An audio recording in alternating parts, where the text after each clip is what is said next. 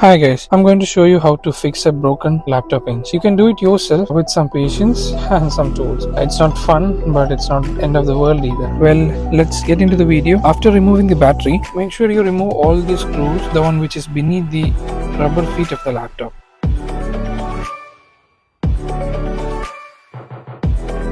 Remove the CD cover as well. Slowly remove the cover of the laptop. Once open, we will have to remove the CD drive in order to access the hinge. The hinge holder is broken. The hinge is fine. The hinge holder, the plastic piece is broken. Now to fix this issue, use a soldering iron. Heat up the golden color metal ball of the hinge where the screws are holding.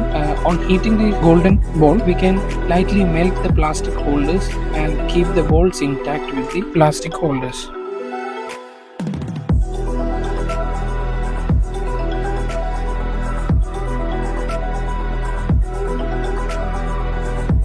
To add another layer of protection, we can give a few drops of super glue.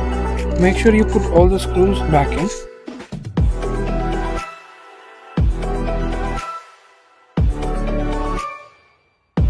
Before wrapping it up, let's give a good service to the laptop. The RAM of the computer, cooling fan and other components could be cleaned up.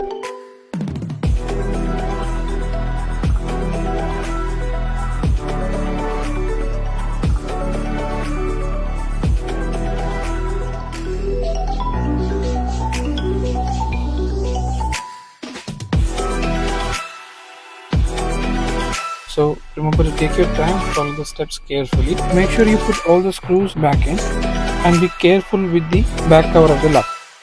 It is possible to restore your laptop functionality with very less cost. Take your screwdrivers out, repair it yourself. Good luck with the repair. If you found this helpful, hit the thumbs up button, subscribe. Peace out.